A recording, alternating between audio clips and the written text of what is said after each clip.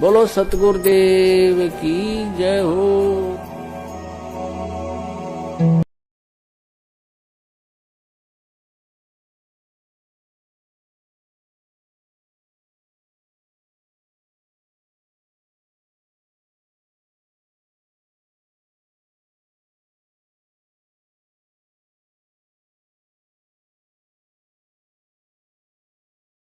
बंदी छोड़ सतगुरु रामपाल जी महाराज जी की जय हो। परमात्मा की सभी प्यारी आत्माओं को पवनदास जयपुर वाले का सत्साहेब।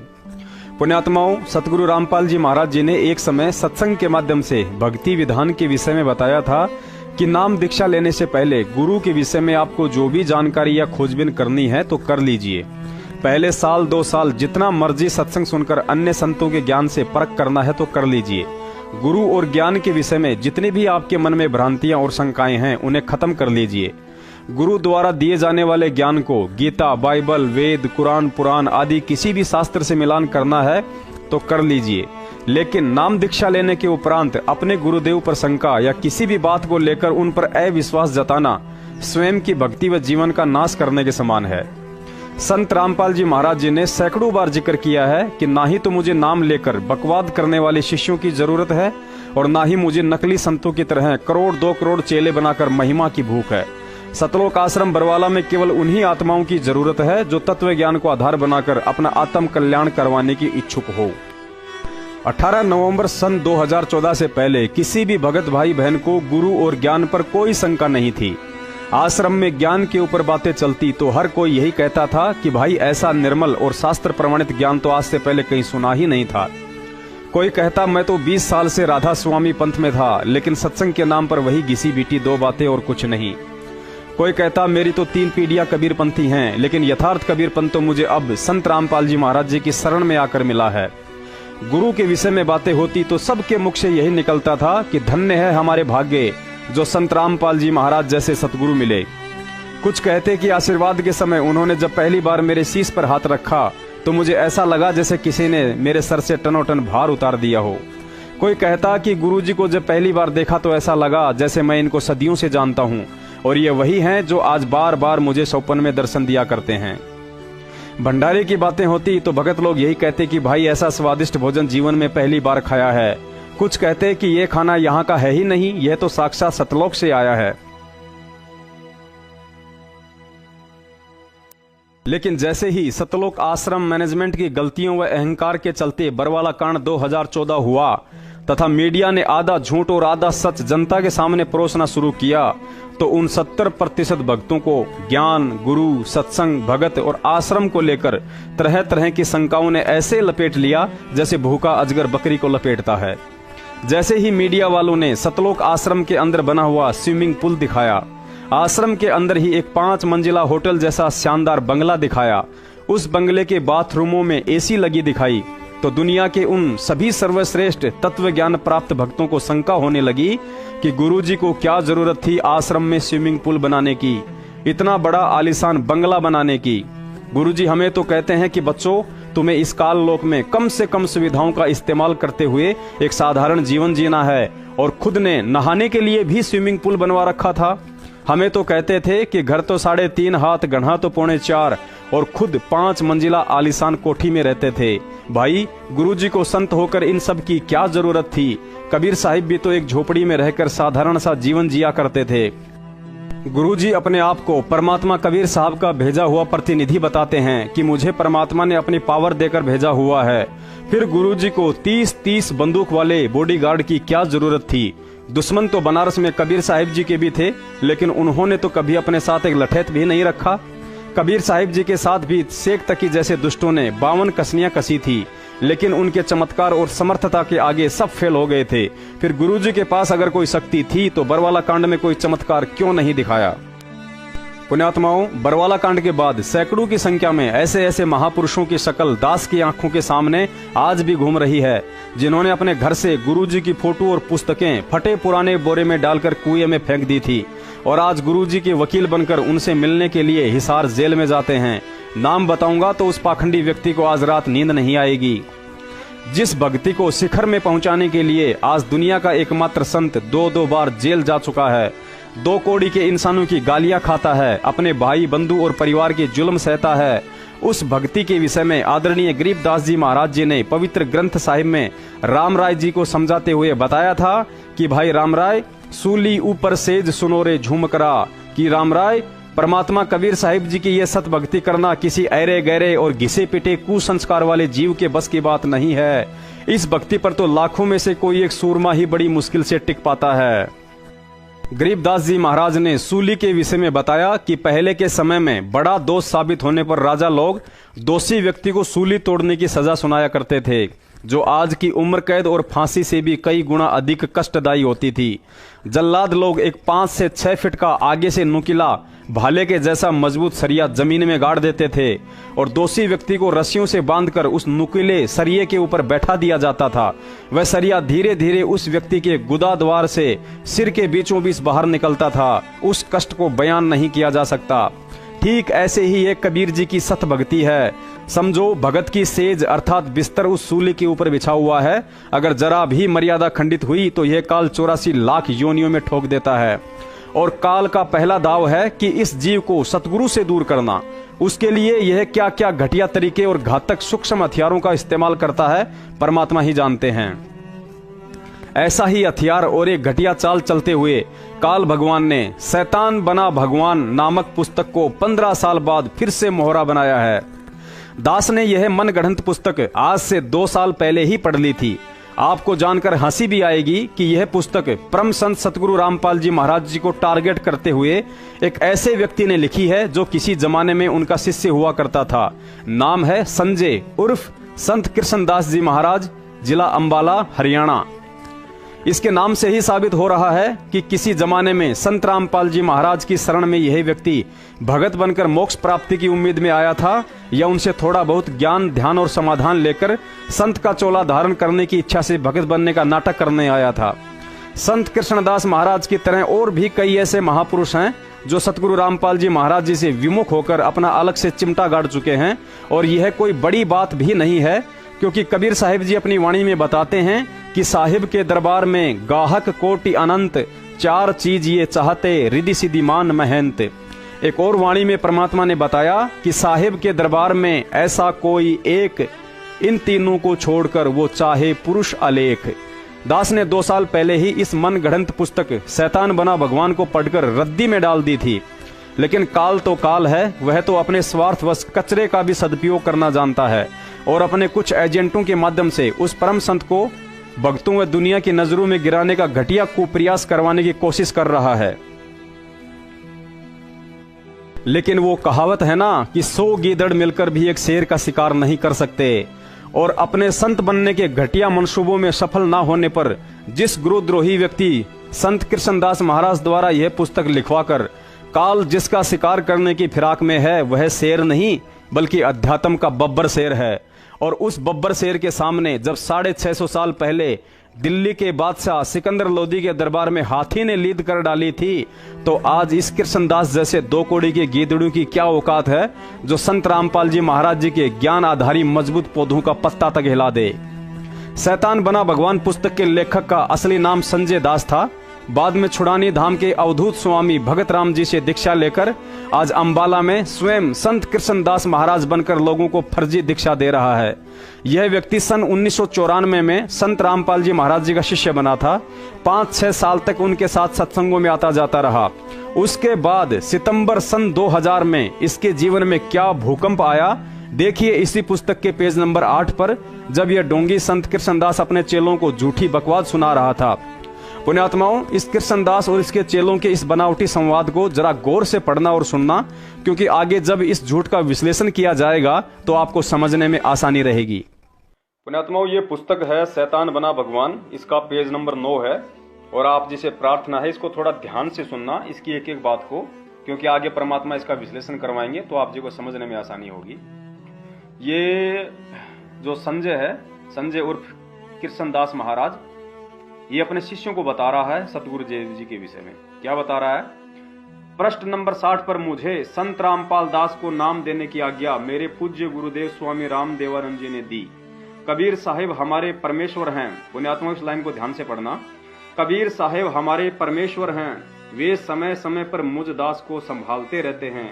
यानी ये गुरुजी के विषय में बता रहा है कि संत रामपाल जी महाराज ने एक पुस्तक में लिखा है कि कबीर जी हमारे परमेश्वर हैं और वे समय समय पर मुझ दास को संभालते रहते हैं। आगे फिर ये अपने चेलों को क्या बता रहा है, इन सभी ढोंगी बनावटी बातों का एक ही उत्तर मैं आपको समझाऊंगा। परमेश्वर कबीर साहिब जी को तो एक नौकर बना लिया जो टाइम टाइम पर इनकी संभाल करते रहते हैं। दिव्य दृष्टि दे दी जो सब ब्रह्मांडों को देखकर चित्र बनाए हैं। एसी गाड़ी में बैठे बैठे दिव्य दृष्टि सारे ब्रह्मांडों ने देख ले से। आसन लगाकर बैठना, थोड़ी देर मालिक का ध्यान करना, यो तो ढोंगियों का काम होता से, संतों का थोड़ी होता है। संतों इसी गाड़ी में बैठकर मोबाइल फोन सुनते सुनते चारों तरफ राइफल बंदूक पिस्तौलों वालों का पहरा लगाकर दिव्य दृष्टि ने खोल ले से। जब सब देखकर चित्र बनाए से।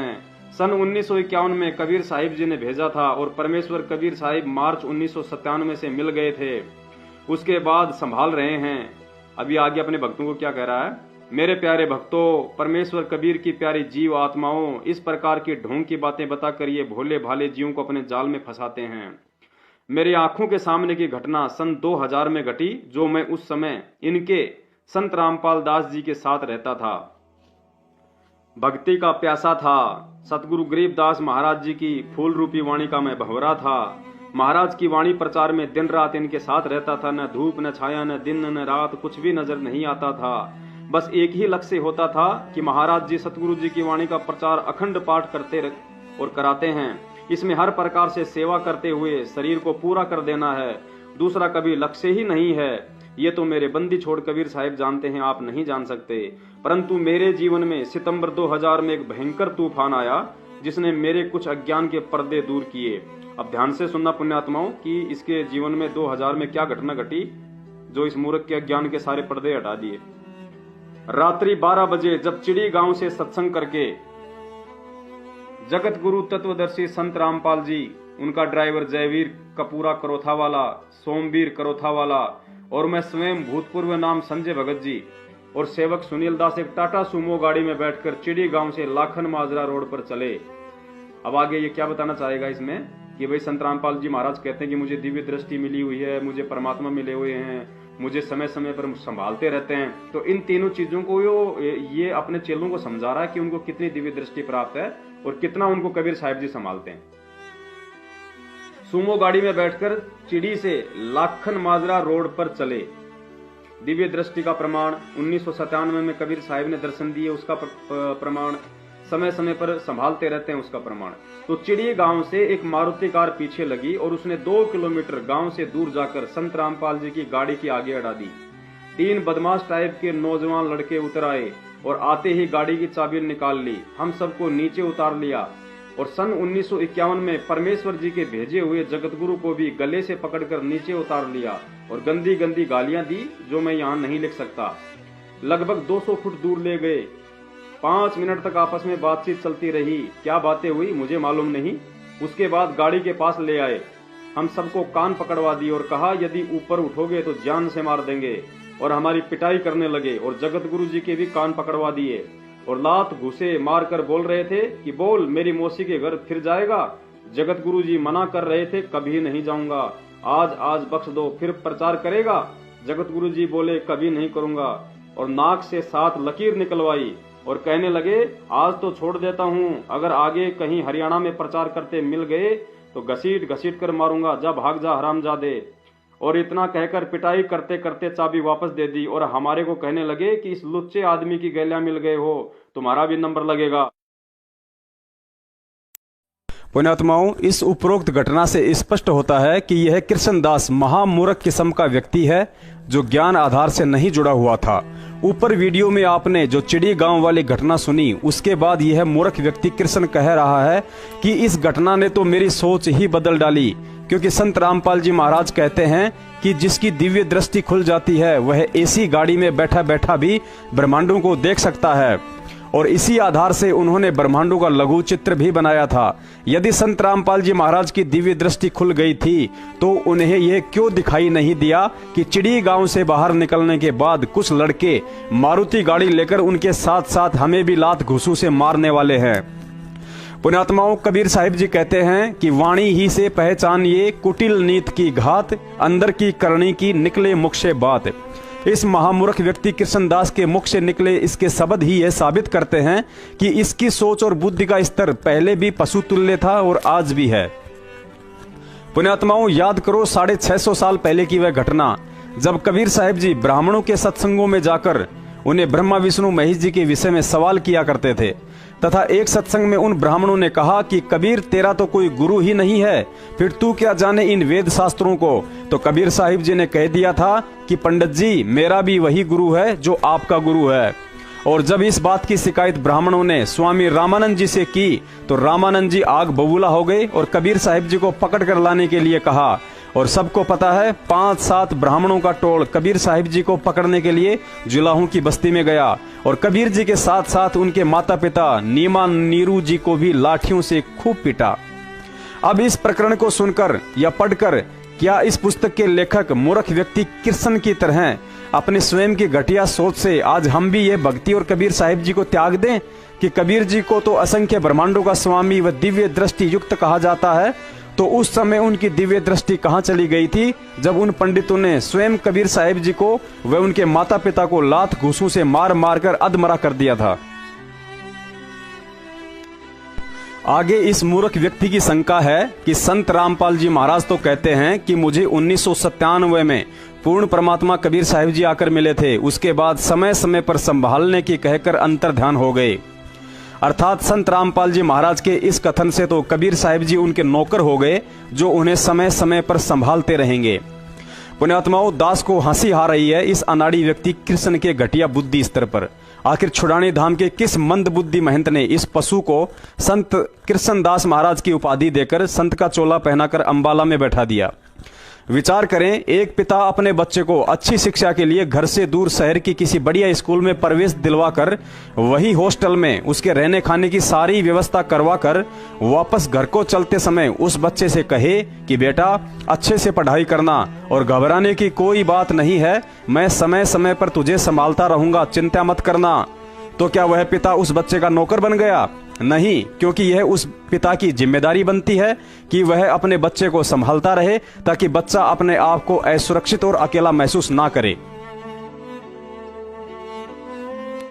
परमात्मा कहते हैं, अंधे की बाँ पकड़ी अंधे ने, ये मार्ग कौन बतासी। छुड़ानी धाम के अवधूत स्वामी भगत राम जी के इस काल प्रेरित शिष्य कृष्णदास महाराज द्वारा अपनी घटिया सोच आधार से अपने पहले गुरु संत रामपाल जी महाराज जी में दोष निकालना अपने आप में एक मूर्खता की मिसाल है। असल में यह व्यक्ति भगत नहीं बल्कि काल एजेंट था। अगर इसका उद्देश्य शिष्य बनकर भक्ति ही करना होता तो छुड़ानी धाम के महंत अवधूत स्वामी भगत राम जी से दीक्षा लेकर एक भगत बनकर भक्ति करता, न कि अंबाला में आश्रम खोलकर संत गिरी का ढोंग करके अपने साथ साथ सैकड़ों व्यक्तियों को शिष्य बनाकर उनका जीवन बर्बाद करता।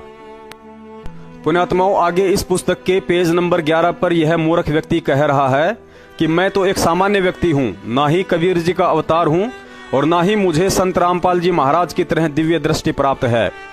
लेकिन तुरंत ही पेज नंबर 12 पर कह रहा है कि एक समय करोथा आश्रम से संत रामपाल जी महाराज के भाई महेंद्र दास और सेवक विजेंद्र ने मुझे फोन किया और कहा कि कृष्णदास महाराज जी, हम आपसे नाम दीक्षा लेना चाहते हैं, लेकिन हमने सुना है आप पहले संत रामपाल जी महाराज के शिष्य थे, आपको उस आश्रम से क्यों निकाला गया और आपको नाम उपदेश देने का आदेश किसने दिया है। आगे कृष्णदास महाराज ने लिखा है कि जब महेंद्र दास बात कर रहा था तो वही पास में जगत गुरु संत रामपाल जी महाराज भी बैठा हुआ था। पुण्यात्माओं, यह मूर्ख व्यक्ति कृष्ण पेज नंबर 11 पर स्वयं लिख रहा है कि मैं तो एक सामान्य व्यक्ति हूँ, मैं ना ही तो कबीर जी का अवतार हूँ और ना ही मुझे संत रामपाल जी महाराज की तरह दिव्य दृष्टि प्राप्त है। फिर इस पेज नंबर 12 पर यह बात लिखते लिखते अचानक से इसकी दिव्य दृष्टि कैसे खुल गई, जिसने तुरंत देख लिया कि संत रामपाल जी महाराज जी भी उस समय वही बैठे हुए थे जब उनका भाई महेंद्र इससे बात कर रहा था। अर्थात इस मनगढ़ंत पुस्तक में टोटल झूठ और पाखंड का समावेश मात्र बदले की भावना है और बदला यही है कि जो जो व्यक्ति मंद बुद्धि होंगे वे संत रामपाल जी महाराज जी की भक्ति से दूर हो जाएंगे।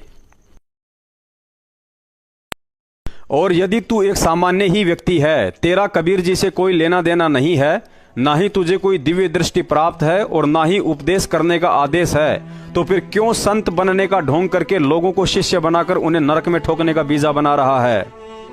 कबीर साहिब जी ने कहा था कि जो मम संत सत्य शब्द दृढ़ावे, वाके संग सब राड बढ़ावे। अर्थात कबीर जी के असली संत के साथ आज भी वही होगा जो 650 साल पहले स्वयं कबीर जी के साथ हुआ था। आगे इस पुस्तक के पेज नंबर 15 पर कृष्णदास महाराज ने लिखा है कि 2001 में पूना महाराष्ट्र में रविंद्र ढाका के यहाँ सत्संग था। मैं भी साथ ही था, लेकिन मैंने वहां जो देखा वह सब एक अन्य भक्त कृष्णकांत को भी बताया। आगे यह कृष्णदास महाराज पेज नंबर 16 पर लिखता है, पूना की घटना के बाद मैं बेचैन रहने लगा। कुछ दिन बाद मुझे संत रामपाल जी महाराज जी ने अपने कमरे में बुलाया, जहां वह औरत भी बैठी थी। कमरे में हम 3 ही थे। संत रामपाल जी महाराज जी का पैर उस औरत की जांघ के ऊपर रखा हुआ था और वह औरत उनके पैर दबा रही थी।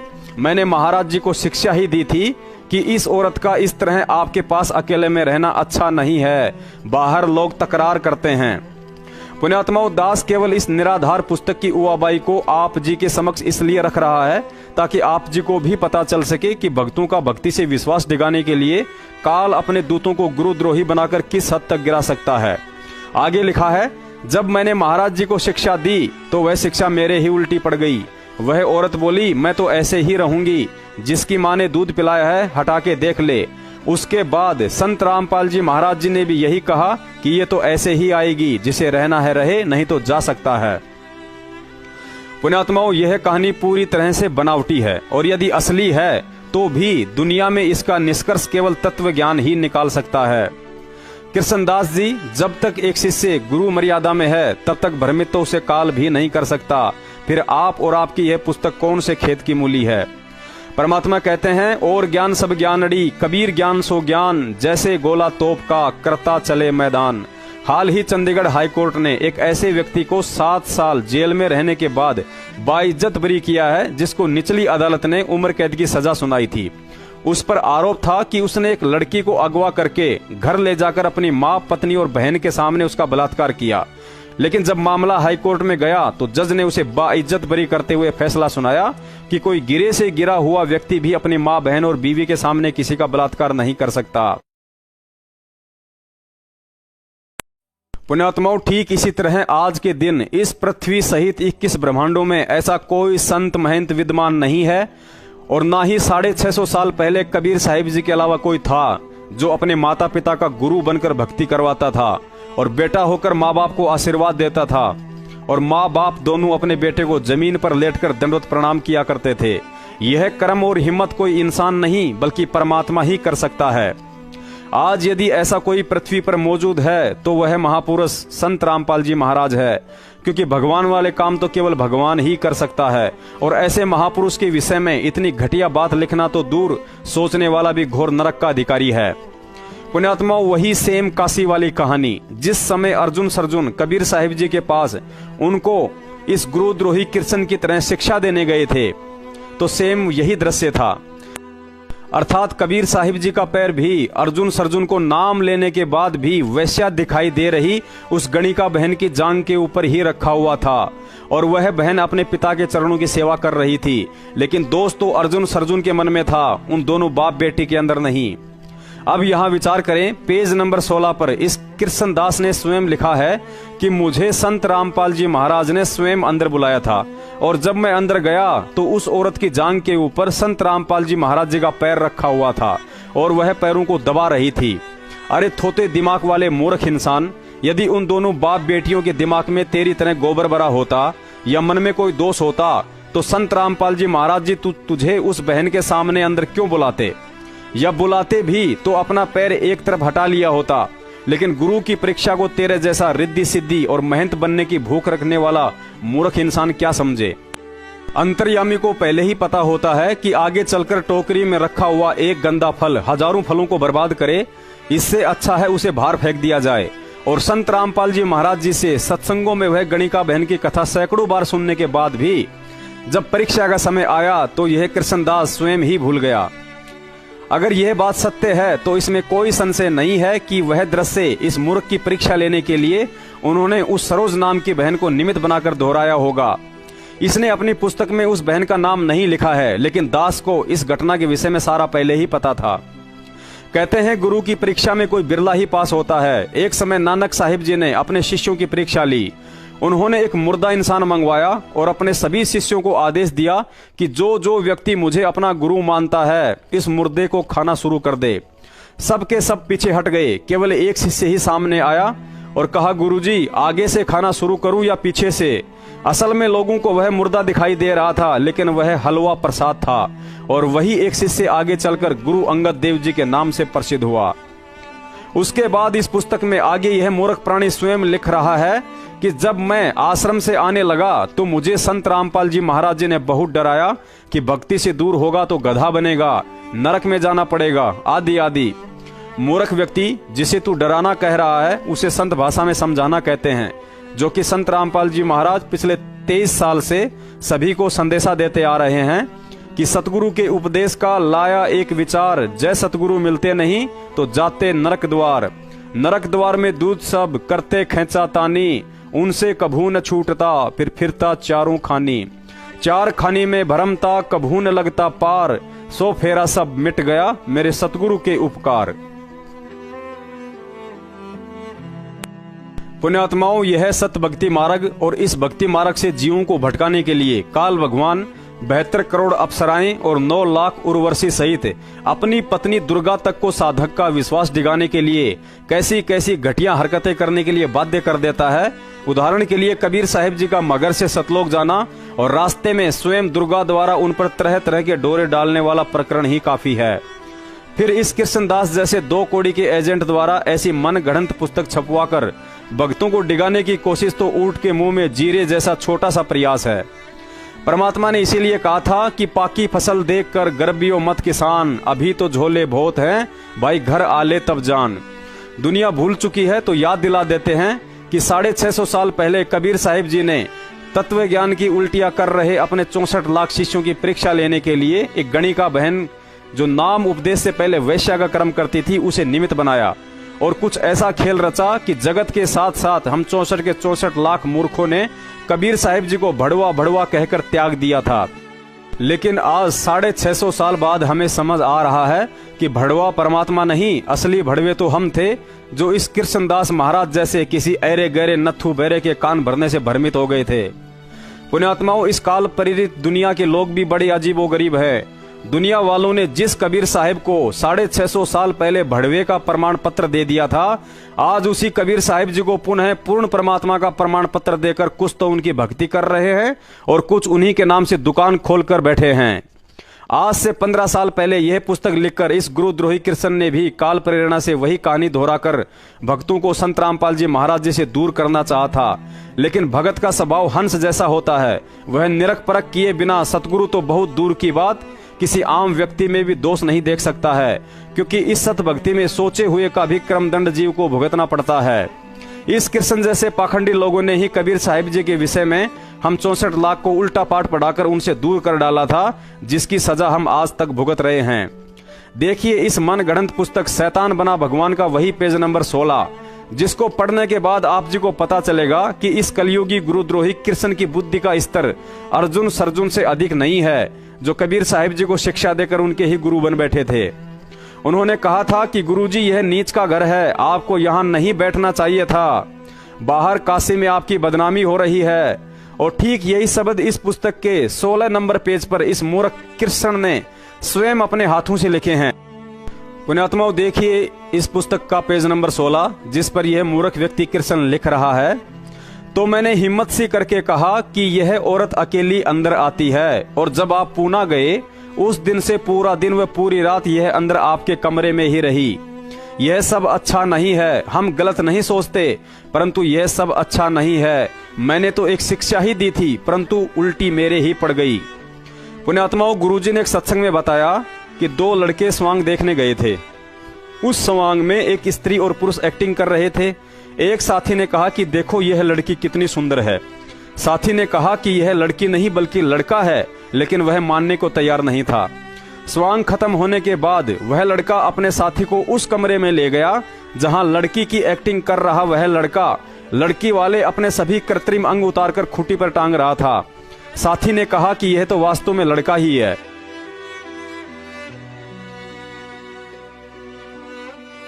पुण्यात्माओं, गुरुजी ने बताया जब अगली बार वह लड़का दोबारा स्वांग देखने गया तो वही लड़की और लड़का एक्टिंग कर रहे थे, लेकिन उसके मन में जरा भी उन्हें देखकर लड़की वाले भाव नहीं आ रहे थे, क्योंकि उसे पता चल गया था कि ये दोनों लड़के हैं, केवल बनावटी वस्त्र और अंग लड़की वाले पहन रखे हैं।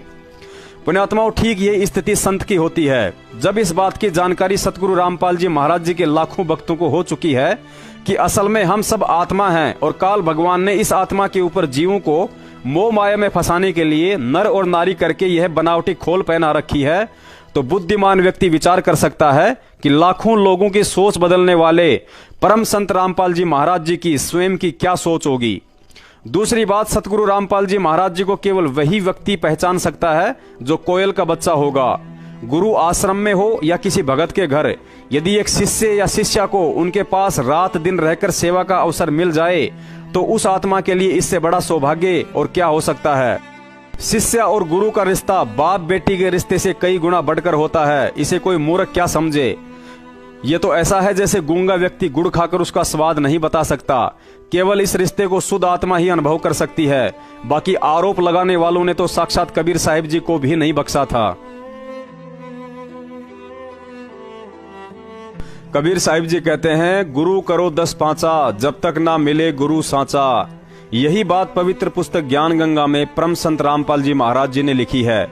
यदि मुझसे उपदेश लेने के बाद भी आपको यह ज्ञान समझ में नहीं आता है तो बेहिचक अपना गुरु बदल सकते हैं, लेकिन साथ ही भक्ति विधान के हिसाब से एक हिदायत भी दी है कि अपने गुरु की निंदा कतई ना करें, क्योंकि संत का निंदक पाप का भागी बनता है और गुरुद्रोही कहलाता है।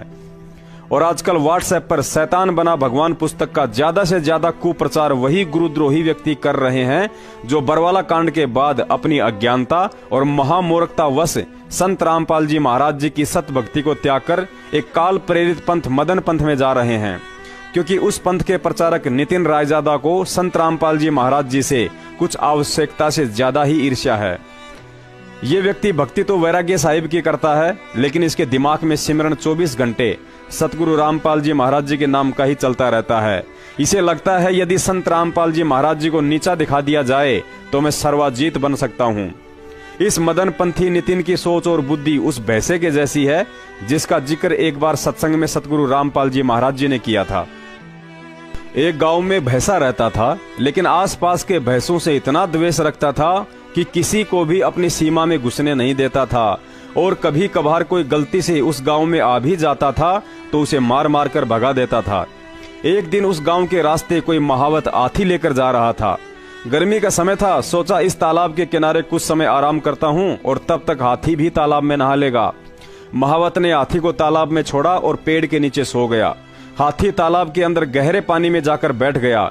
केवल उसके सिर के ऊपर का थोड़ा सा हिस्सा ही बाहर दिखाई दे रहा था। संयोगवश उस तालाब की तरफ उस भैंसे राम का आना हो गया। जब उसे तालाब में हाथी के सिर का थोड़ा सा वह काला काला हिस्सा दिखाई दिया तो आग बबूला हो गया और सोचने लगा कि मेरी इजाजत के बिना किस गांव के भैंसे की इतनी औकात हो गई इस तालाब में नहाने की। गुरुजी बोले, भैंसा उसे मारने के खातिर 100 की स्पीड से दौड़ा और पानी में छलांग लगा दी। जैसे ही उसने पानी में छलांग लगाई तो हाथी भी खड़ा हो गया। अब जैसे ही हाथी खड़ा हुआ तो गुरुजी हंसते हुए बोले, पहली बार इतना बड़ा जानवर देखकर भैंसे का टट्टी पेशाब दोनों निकल गए, और जितनी तेजी से तालाब में घुसा था उतनी ही तेजी से बाहर को भागते हुए 2 किलोमीटर दूर जाकर देखा कि आज ये क्या बला थी। अब तक इस नितिन जैसे लोगों का पाला केवल भैंसे से ही पड़ा था। अब पहली बार अध्यात्म के हाथी परम संत रामपाल जी महाराज जी से आमना सामना हुआ है, और अंत में सिवाय गोबर करते हुए भागने के अलावा इसके पास और कोई चारा नहीं बचेगा। पुण्यात्माओं, सतगुरु के मुख कमल से निकली कोई भी वाणी या शब्द अनायास नहीं होता है। उसका एक गहरा और गूढ़ अर्थ होता है। ये अलग बात है कि हम उसे समझ नहीं पाते। यदि सतगुरु रामपाल जी महाराज जी ने कबीर सागर और सूक्ष्म वेद से कुछ वाणियां छांटकर हमें नित्य नियम बनाकर दिया है, या अपने सत्संगों में वे बार बार हमें सुनाते हैं, तो समझो वाणियों का गहरा राज है। ऐसी ही एक वाणी है, द्वार धनी के पड़या रहे और धक्के धनी के खा, सो काल झकझोल ही पर द्वार छोड़ ना जा। यहाँ सतगुरु ने हमें शिक्षा दी है, अभी तक तुम काल के ग्रास थे, लेकिन अब तुम युगों युगों से थक हार कर इस काल की कैद से निकलकर मेरी शरण में आ चुके हो। परंतु काल भी प्रबल शक्ति है, अपना शिकार इतनी आसानी से छोड़ता नहीं है। मैं तुम्हें तत्व ज्ञान देकर मजबूत बनाऊंगा तो काल भी उतनी ही तेजी से अज्ञान फैलाकर तुम्हें पुनः भ्रमित करने की हर संभव कोशिश करेगा। मैं तुम्हें सत्य से परिचित कराऊंगा तो काल भी उतनी ही तेजी से तुम्हें किसी न किसी बहाने झूठ की नाव में सैर करवाने का भरकस प्रयत्न करेगा। मैं तुम्हें भक्ति और भगवान पर विश्वास दिलाने के लिए 100 सत्य प्रमाण दिखाऊंगा तो दूसरी तरफ ये काल तुम्हारे सामने सैकड़ों सफेद झूठ परोसेगा जो बूर के लड्डू की तरह होगा, दिखने में सुंदर लेकिन खाने में 2 आने के भी नहीं।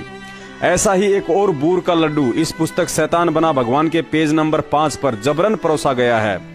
कृष्णदास महाराज लिखता है कि स्वयं मेरे सामने महेंद्र ने शब्द उच्चारण किए हैं, हमें तो ज्ञान नहीं था, पहले अज्ञान में समय बर्बाद कर दिया, हम दोनों भाई बैठकर पीते थे।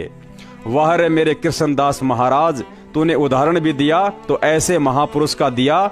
जब 100 झूठे इंसान मरते हैं तो उस जैसा एक पैदा होता है, यानी महेंद्र भगोड़ा। बरवाला कांड के बाद इस महेंद्र के चरित्र को देखने के बाद संत रामपाल जी महाराज का भगत जरूरत पड़ी तो कुत्ते की बात पर यकीन कर लेगा, लेकिन इस दुष्ट महेंद्र की बातों पर नहीं। हमने गुरु संत रामपाल जी महाराज को बनाया है, काल एजेंट महेंद्र को नहीं। और ना ही हमें तेरी और तेरे बाप महेंद्र की बातों पर कोई यकीन करना है, क्योंकि तू 2001 में ही गुरुद्रोही बन चुका था और महेंद्र 2014 के बाद बन गया। पुण्यात्माओं, इसीलिए दास ने यह पुस्तक आज से 2 साल पहले ही रद्दी में डाल दी थी, क्योंकि इस पुस्तक में लिखी किसी भी बात का कोई ठोस आधार या प्रमाण नहीं है और ना ही इन बातों का वर्तमान में कोई वजूद है। और रही बात शराब पीने की, तो मूर्ख प्राणी कृष्णदास यह बात नारद जी से जाकर बोल कि तेरा गुरु कालू झीमर तो नाम लेने से पहले शराब पीता था, मांस खाता था, तू उसे छोड़ क्यों नहीं देता।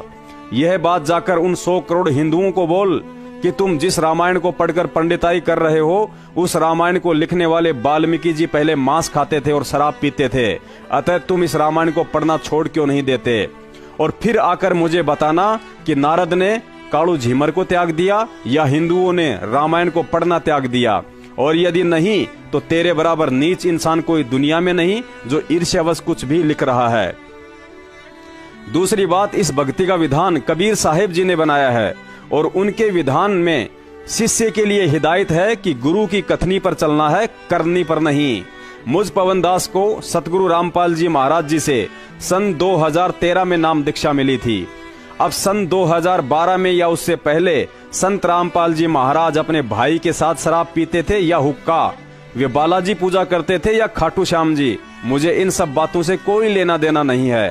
ठीक ऐसे ही यदि किसी भगत ने उनसे सन 1994 में नाम दीक्षा ली है तो सन 1993 या उससे पहले संत रामपाल जी महाराज क्या करते थे और क्या नहीं, इन सब बातों से उस भगत को कोई लेना देना नहीं होता है और ना ही होना चाहिए। अरे नालायक इंसानों, रही बात हम भक्तों के विश्वास की, तो उस पाखंडी कृष्णदास महाराज ने तो अपनी पुस्तक में खाली एक ही औरत का जिक्र किया है। यदि सैकड़ों भी दिन रात उस परमपिता के शरीर से लिपटे रहें तो भी इस सृष्टि में ऐसी कोई शक्ति नहीं है जो हमारा विश्वास सतगुरु रामपाल जी महाराज और उनकी भक्ति से डिगा सके। तुम तो खाली ये बनावटी बातें इन पुस्तकों में लिख रहे हो। यदि यही बात संत रामपाल जी महाराज अपने मुख कमल से भी कह दें तो भी हम आत्माओं को यकीन नहीं होगा, क्योंकि यह आध्यात्मिक खेल है जिसे समझना तुम जैसे माया के पुजारियों के बुद्धि के बाहर की बात है। पुण्यात्माओं, परमात्मा की वाणी है, एक टूक के कारण कुत्ता 70 घर फिर आवे और विश्वास के कारण हाथी घर पर बैठा बैठा मन भर खावे। तो भाई, हम उन कुत्तों में से नहीं हैं जो आज किसी गुरु के चरण चाट रहे हैं और कल को किसी और के चाटने लग जाएंगे। तत्व ज्ञान देकर सतगुरु रामपाल जी महाराज हमें अपनी पहचान करवा चुके हैं। हम काल के कुत्ते नहीं बल्कि दयाल के हंस हैं। नितिन जी, वह समय काफी पुराना हो चुका है जब सर्वानंद जैसे पंडितों ने हमारी अज्ञानता का फायदा उठाकर हमारे से तालियां बजवा दी थी कि कबीर हार गया, कबीर हार गया। उस समय हम तो अनपढ़ थे ही थे, लेकिन कबीर साहिब जी भी अनपढ़ बनकर लीला कर रहे थे। लेकिन वर्तमान का कबीर इंजीनियर है, इंजीनियर। पहले सिंचाई विभाग का बनकर पौधों को सींचा करता था और अब अध्यात्म का इंजीनियर बनकर अपने भक्तों को सींच रहा है। आज आप लोग ये जो थोते परमाणु बम फोड़कर जिन भक्तों को तोड़ने की फिराक में घूम रहे हो, वह गंदगी तो बरवाला कांड 2014 में ही संत रामपाल जी महाराज से दूर हो चुकी है। बरवाला कांड के बाद अपने मन में सच्चे सतगुरु के प्रति दोष लाने वाले उन मंद बुद्धि लोगों ने तत्व ज्ञान आधार से यह विचार नहीं किया कि जिस संत रामपाल जी महाराज ने अध्यात्म के जो प्रमाणित रहस्य दुनिया के सामने उजागर किए हैं, उन्हें उजागर करने का अधिकार व आदेश कबीर साहिब जी ने आदरणीय धर्मदास जी को भी नहीं दिया था और ना ही गरीबदास जी को दिया। गुरुजी ने एक सत्संग में बताया था कि मैं कहता आखन की देखी और तुम कहते कागज की लेखी। गुरुजी ने साफ साफ कहा था कि बच्चों, भक्ति की जंग विश्वास रूपी हथियार से लड़ी जाती है। यदि सतगुरु पर विश्वास है तो ही तुम्हारे ये मंत्र रूपी बाण सही से काम करेंगे। मैं तुम्हें 23 साल से वेद, गीता, कुरान, पुराण, बाइबल आदि से 100 सत्य प्रमाण दिखाकर भक्ति का पहलवान बनाना चाहता हूं, ताकि तुम्हारा सतगुरु पर अटल विश्वास और भक्ति पर दृढ़ता आने वाली पीढ़ियों के लिए एक मिसाल बने। जैसे आज तुम लोग मीराबाई, नानक जी, सदना जी, नामदेव जी और प्रहलाद भगत जैसे दृढ़ भक्तों के किस्से सुनकर भक्ति कर रहे हो, ऐसे ही आने वाली पीढ़ियां भी आज इस संकट के दौर में भी दृढ़ होकर भक्ति कर रहे तुम भक्तों की कहानियां सुनकर मजबूत बनी रहें। परमात्मा कहते हैं, गरीब कच्चा हीरा कर्च हो नहीं सहे घनमार, ऐसा यह मन हो रहा लेखा लेकर तार। अगर कभी कोई कॉल एजेंट हमारे सामने इस तरह की घटिया उआबाई युक्त पुस्तक या निराधार बातें करके विचलित करने की कोशिश करें तो समझ लेना सतगुरु हमारे विश्वास की परीक्षा ले रहा है। गुरु मानुष कर जानते ते नर कहिए अंध, ओ है दुखी संसार में फिर आगे काल के फंदे। कहते ऐसे महापुरुष को एज ए तुम मनुष्य ट्रीट करोगे तो लाभ नहीं मिलेगा। उसके लिए परमात्मा क्या कहते हैं कि गुरु गोविंद कर जानियो, रहियो शब्द समाए, मिले जब दंडवत बंद की, नहीं पल पल ध्यान लगावे। कि गुरु को परमात्मा जानकर आप व्यवहार करना। अपने आत्मा एक सीधी सी बात है, जैसे ये दास परमात्मा ने भेज दिया, तो दास वो परमात्मा नहीं है जिसकी आपको चाह है। लेकिन इस दास को एज ए गॉड ना मानोगे, भगवान की तरह नहीं मानोगे, तो वो भगवान नहीं मिल सकता। अब जैसे एक गणित का एक प्रॉब्लम आती है, गणित में एक प्रश्न आता है, उसमें मूलधन ज्ञात करना होता है, बाकी दर भी टाइम भी सारा कुछ दिया होता है। तो उस मूलधन तो अरबों खरबों में होता है, अरबों खरबों का अमाउंट कई करोड़ रुपए का होता है। तो उस कई करोड़ अरब खरब के मूलधन को जानने के लिए आपको मानना पड़ता है सपोज मूलधन इज 100 रुपीज। जो मूलधन है वो 100 रुपये, मान लो मूलधन 100 रुपये मानकर हम सवाल निकाला करते, प्रॉब्लम हल करते थे। तो वो प्रश्न का हल ऐसे ही होगा, ना हो ही नहीं सकता। लेकिन वो 100 रुपये मूलधन नहीं है, लेकिन वो मानना पड़ेगा, तब उससे वो दर निकलेगी और उसके बाद फिर कैलकुलेशन करके हम निकालते हैं। वो ओरिजिनल मूलधन तब प्राप्त होता है, तब हम सफल होते हैं। इसी प्रकार आप जी ने इस दास को मानना पड़ेगा। मान लो रामपाल भगवान, रामपाल वो भगवान नहीं है।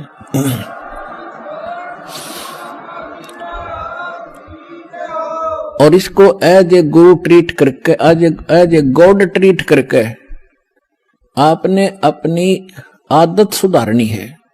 क्योंकि जब आप यहां से जाओगे, यहां से चलते ही गुरु का रोल, पहले भी रोल है, फिर भी आपके साथ रहेगा। इस दास के रूप में आपका नीचे से गणेश जी के दरबार से अकाउंट क्लियर कराता चलेंगे। यानी आप जब यहां से चलोगे तो ऑटोमेटिकली आपके रास्ते साफ पाओगे। जैसे स्थान स्थान पर वो खड़े होते हैं, चौराहे पर सिपाही होते हैं ट्रैफिक को डाइवर्ट करने के लिए, ऐसे जब आप संसार छोड़कर चलोगे, आपको आप बताते चलेंगे आप इधर जाओ, आप इधर जाओ, तो आप गणेश जी के उसमें जाओगे। वहां जाते आपको क्लियरेंस चिट मिलेगी, अग जाइए जी आप जाओ। क्योंकि आपकी भक्ति ऐसी बन जाएगी, उनसे आप ऋणमुक्त होते चले जाओगे। फिर आओगे स्वाद चक्र में, यानी सावित्री ब्रह्मा के दरबार में, तो वहां भी आपको क्लियर चिट मिलेगी, आप जाओ जी, आपका काम पूरा। क्योंकि परमात्मा पहले करवा के जा चुका होगा इस दास के रूप में, और फिर आगे जाके बैठ जाता त्रिकुटी के ऊपर, जहां मालिक का यहाँ इस ब्रह्मांड में एक मूल स्थान है, ऑफिस है, कार्यालय है। जैसे प्रत्येक देश का एक राजदूत भवन होता है, तो इस दास के रूप में आपको परमात्मा उस त्रिकुटी पर मिलेगा। तो फिर आप जाओगे नाभि कमल में। नाभि कमल में विष्णु और लक्ष्मी जी का दरबार है, वहां आपको फिर वहां से अकाउंट क्लियर लेना पड़ेगा, वो भी चिट आपको 4 मिलेगी, नो ड्यू सर्टिफिकेट। फिर आप आओगे हृदय कमल में, विष्णु पार्वती और शिव का जो दरबार है, फिर वहां से आप चलोगे, और फिर आओगे आप कंठ कमल में, दुर्गा का स्थान है, वहां से भी आपको क्लियर चिट मिलेगी। फिर आप पहुंचोगे त्रिकुटी पर। त्रिकुटी पर जाकर के फिर 3 रास्ते बन जाते हैं, उसको त्रिवेणी बोलते हैं। इन्हें कख भी नहीं पता त्रिकुटी पर।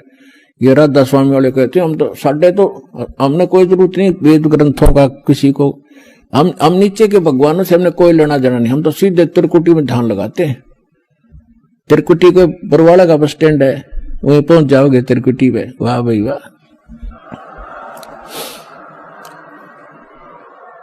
त्रिकुटी तक पहुंचने के लिए बहुत जोर लगेगा तुम्हारा।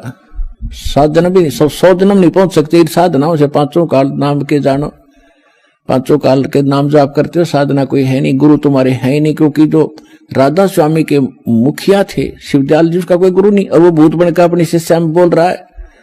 जैसे हम भूत बोलते हैं, यहाँ पर आप देख लो किस किस के अंदर बातें करते, ऐसा वो बातें कर रहा है वहां पर। तो कहने का भाव ये है कि त्रिकुटी पर जब आप पहुंचोगे तो वहां इस दास के रूप में परमात्मा मिलेंगे, और जैसा व्यवहार विचार आपका यहां है और जो डिमांड आप यहां लेकर मर रहे हो, तो वहां जाके फिर नहीं मांगोगे कोठी चाहिए जी, कार बन जाए, तो परमात्मा कहेंगे जाते नीचे तू कार कोठी ले, वापस भेज देंगे।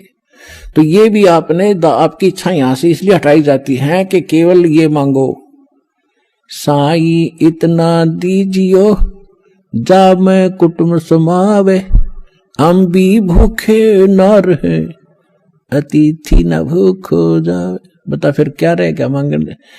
कुटुंब समान का अर्थ है परिवार की रिक्वायरमेंट ऑफ द फैमिली। अब रिक्वायरमेंट अगर आपने कोई मोटरसाइकिल की आवश्यकता है तो वो भी देगा भगवान, अवश्य देगा। अगर आपको कार की आवश्यकता तो कार भी देगा, ये गारंटीड समझ लेना। अब जिसने जाना है खेत में और वापस आना, बताओ वो क्या करेगा हेलीकॉप्टर का, वो तो मतलब की बकवाद कर रहा है। तो इस तरह की और फिर कहने अभाव ये मान ले कार मिल गई, जब के कौन सा तो देवता बन गया, निर्धन भक्ति कर रहा है, मजदूर भक्ति कर रहा है। भक्ति भगवान को प्यारी है, भगत भगवान को प्यारा है, तो भक्ति करनी पड़ेगी। किसी ने सुविधा है ऐसे जाने में तो वो कोई दिक्कत नहीं, वो ले लो, वो दे देगा। लेकिन एक मजदूर ने कहा मैंने कार चाहिए, तो कार ने शर्मा मारा, कसी ठा के जाके वहां खड्डा खोदना, कार ने क्या करेगा। हाँ, भक्ति दोनों ही करोगे, दोनों ही मुक्त होंगे। एक भक्ति दोनों ही सफल होगे, वो कार में घूमने भी सफल होगा और मजदूर भी को भी वही पद मिलेगा जो उस कार में बैठे हुए को मिलेगा। तो अपने तो वो चाहना है, यहाँ की वस्तु चाहिए नहीं आपको। तो इस प्रकार जब इस तरह की भावना आपकी हट जाएगी तो वहां त्रिकुटी पे एग्जाम होगा आपका। जैसा व्यवहार जैसा विचार आपका यहाँ इस दास के प्रति है, भगवान देखता रहता है। कहते मौला बैठा मोर्चे और देखे जन की भेड़, दवा 10 कोट जम किंकर तहां एक नाम की खेड़। अब जैसे यहाँ आपको तरीके बताए जाते हैं, उदाहरण और एग्जाम्पल दे दे के, कथा सुना के, कि परमात्मा जब तपस्या पर आए काल के इस लोक में, तो धर्मदास जी को परमात्मा बता रहे हैं कि जब मैंने उस काल को ये कहा, परमेश्वर कबीर जी बता रहे हैं कि जब मैंने उस काल को ये कहा कि मैं नीचे जाऊंगा और सब जीवों को बताऊंगा तू भगवान नहीं है, और सब गलत मंत्र जाप कर रहे हैं उनको यथार्थ ज्ञान दूंगा, यथार्थ मंत्र दूंगा और सब जीवों को पार करके सतलोक ले जाऊंगा। तूने बहुत दुखी कर दिया इनको, भगवान की आत्माओं को। तब वो काल इतना ताकतवर है कि मेरे ऊपर झपट्टा मारा मारने के लिए। तो मैंने सतनाम का जाप शुरू कर दिया, और जो ही मैंने सिमरण किया श्वास से, ऐसे गिर गया जैसे पक्षी की पांख कट जाती है।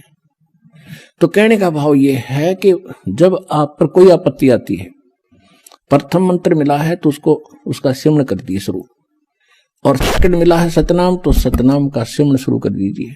सारनाम मिला है तो वो तो कहना है क्या है, वो सिमरण कर दीजिए। तो तीनों ही एक जैसा प्रोटेक्शन करेंगे यहाँ की आपदाओं में।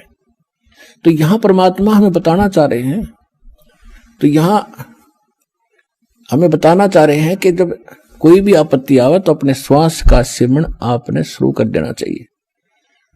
और उस श्वास उस केंद्रित, जैसे मौला बैठा मोर्चे और देखे जन की भेड़, भेड़ माने भिड़ंत, यानी किस तरीके से ये लड़ता है। जैसे एक सैनिक है और उसके पास बंदूक है, गन है, अब वो गन न छोड़ के और पत्थर ठाको मारने चल रहे तो किसा क्या कल है उसके अंदर।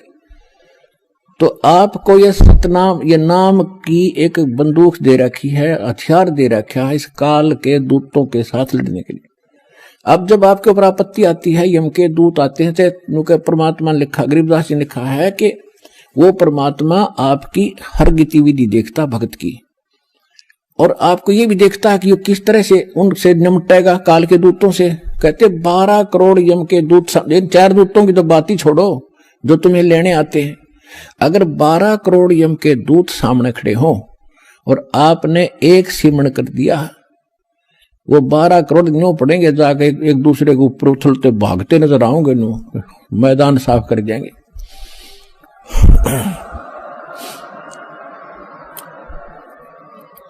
अब कहते हैं मौला बैठा मोर्चे, मौला माने वो परमात्मा अपने स्थान पर देखा, और आप बैठे, मौला बैठा मोर्चे देखे जन की भेड़।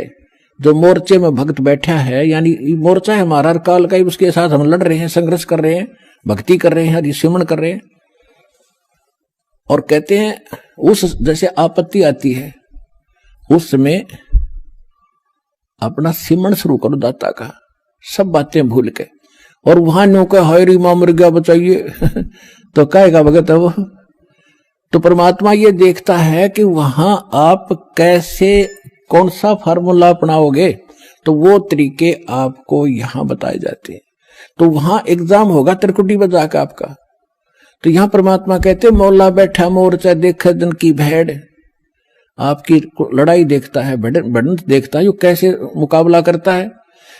बंदूक धर के पत्थर ठाता है या बंदूक दिखावा है, तो फिर ज्यादा फर्क पड़ जाए, बंदूक दिखाते हैं। तो सिमरण स्वरूप नाम के सिमरण से संकट टलेंगे। और कहते हैं 12 कोट जम किंकर जहां, 12 दूत यम के दूत सारे के सारे आपके सामने आ जाओ, और एक नाम की खैड़, खैड़ माने टक्कर नु मारे सब गिरता चल तगड़ा आदमी होता है। तो ऐसे वो मंत्र की इतनी जबरदस्त शक्ति है, क्योंकि ये ज्ञान जो बोला गया था सिंपल और अनएजुकेटेड व्यक्ति थे, उनको सिंपल लैंग्वेज में समझाना था। तो वो परमात्मा आपकी भिड़ंत यानी आपकी एक्सरसाइज देखता है कैसे कर रहा है। तो वो जैसे इस दास के साथ आप व्यवहार, जैसे आप यहाँ तो डिमांड करते हो, तो धीरे धीरे देखो प्रथम बार को भक्त आता है उसको तो कंपलसरी है, वो तो मांग गएगा, और ये भगवान देगा ही देगा, इसके घर में कोई घाटा है कोई नहीं। ज्ञान इसलिए दिया जाता है कि तू क्या मांग रहा है उतना मांग ले जितनी तुझे जरूरत है, और बाकी भगवान पर छोड़। उसने क्या पता नहीं मेरे बच्चे को क्या आगे आवश्यकता है, आगे तैयार खड़ा पाओगा आपके आपसे पहले खड़ा मिलेगा, इसको किस चीज की आवश्यकता है। पति भरता जमी पर जो जो धर पाओ, समर्थ झाड़ू देत है ना काटा लग जाए। तो आप उसके हो गए, तो फिर आपके जीवन रूपी सफर में झाड़ू लेकर, कहते हैं मैं उसका दास हूं। दास किसे कहते हैं? गुलाम को। भगवान दास भी पीछे रह जाए, लेकिन भगवान आपकी पुकार से सुनते ही आगे खड़ा पाओगा, और उसको पहले भी खड़ा पाएगा कि मेरा बच्चा आ रहा है, और साफ कर दो कि देश के कर्म के कांटे ना चुभ जा। तो इतना आपने इस मालिक में समर्पित होना पड़ेगा पतिव्रता की तरह, तब लाभ होगा।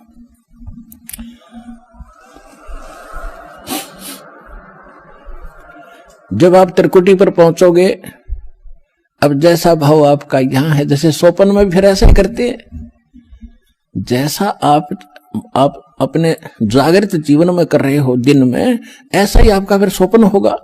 ये स्वप्न दिन में कोई केले बेचे रेडी लगा के बाजार में, वो करता ले 10 के 20, 10 के 20, 10 के 20, 8 के 20, 8 के 20, ऐसा नहीं मिलेगा। तो सपने में फिर वो नहीं बोलेगा ले लो 10 के 20, 10 के 20। तो अब जैसा रिहर्सल आप यहां कर रहे हो, जब आपकी मृत्यु होगी आपको स्वप्न होगा, और उस स्वप्न में आप जो यहां कर रहे हो वही वहां बोलोगे जाके भगवान के दरबार में, भगवान के सामने।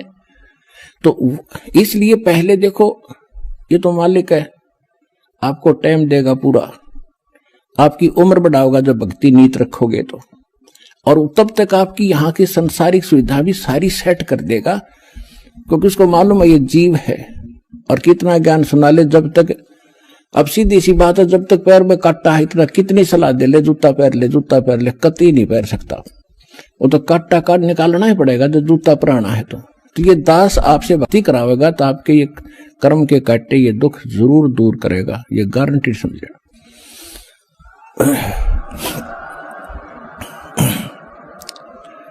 तो उसके लिए आपको धैर्य रखना पड़ेगा। धीरे धीरे रे मना धीरे सब कुछ हो, और माली सीते 100 घड़ा ऋतुआएं फलो। फिर गुरु मानुष कर जानते, गुरु बिन माल, गुरु मानुष कर जानते ते नर कहीं है अंध, ओ है दुखी संसार में फिर आगे काल के फंद। परमात्मा आपको तिरकटी में मिलेंगे, वहां जाते आप समर्पित हो, जैसे दंडवत करोगे तो देखोगे मुंह की तरफ, और परमात्मा जिधर जाएंगे आप पीछे पीछे वहीं भाग लोगे, वहीं साथ जाओगे। तो वहां आपको धर्मराज के दरबार में ले जाया जाएगा, गेल जाएंगे दाता साथ में इस दास के रूप में। भाई कर ले गुरु वकील मुकदमा भारी है। परमात्मा सब तरह की सलाह देते हैं कि गुरु आपके एज एडवोकेट का भी काम करेगा उस धर्मराज या न्यायाधीश के दरबार में, जो यहाँ का चीफ जस्टिस है 21 ब्रह्मांड का, एक ब्रह्मांड का। तो वहां साथ जाएंगे दास के रूप में परमात्मा, और उनको कहेंगे कि सर निकालो गीता अध्याय नंबर 18 के श्लोक नंबर 66 को। ये विधान है भगवान का, सर्वधर्मान परित्यज माम एकम शरणम व्रज अहम तवा सर्व पापे भयमुक्षामि मा शुच। वो किताब खुल जाएगी गीता वहीं पर कि इस तेरे भगवान की बोली हुई है ये, इस ब्रह्म की। और देखो ये क्या कहता है कि मेरे सत्र के सब पूजा मुझे दे दो और फिर तुम जाओ, अब जी छोड़ो इसको। ये ओम नाम का जाप जो सतनाम में जो सेकंड मंत्र आपको दिया जाता है, उसमें प्रथम जो मंत्र है सतनाम 2 अक्षर का, जो पहला अक्षर का मंत्र है ये ब्रह्म का है ओम। इसकी कमाई वहां दे देंगे, फिर वो ऑटोमेटिकली छोड़ देंगे, आ जाओ जी आप फिर। और फिर जो दूसरा मंत्र है सतनाम का दूसरा अक्षर है, उसकी कमाई फिर अक्षर पुरुष के लोक में देंगे जाके, वहां भी आपके साथ रहेगा परमात्मा इस दास के रूप में। और जब फिर 11वां द्वार पार किया, फिर 12वें द्वार को पार करके तब सतलोक में जाया जाएगा। ये 11वां द्वार कोई 10वें द्वार तक अटक रहा है, एक न की 11वीं खिड़की पर सुन ली अधूरा सधूरा। ये थे नीम हकीम, ये मधु परमहंस रांझडी वाला, 11वीं खिड़की आगे किसी नहीं पाई आज तक। ये थे काल के दूत, और परमात्मा को पता था कि इन मेरा संत धोएगा जाके सारे की पोल पाड़ देगा। तो वो 12वां द्वार पार करके सतलोक में प्रवेश करेंगे और तब वहां चले जाएंगे जहां लौटकर कभी नहीं आते। तो परमात्मा की भक्ति और साथ में गुरु का यूं सहयोग आपको सदा बनाए रखना पड़ेगा। गुरु को सिर पर राखियो,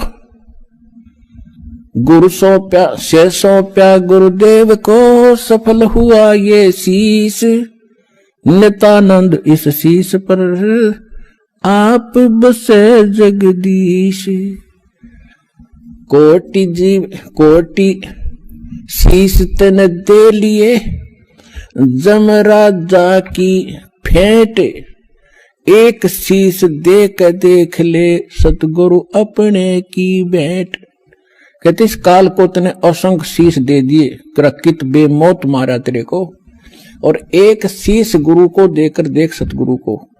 शीश देने का मतलब ये नहीं काट कर देना। एक गुरु शिष्य थे,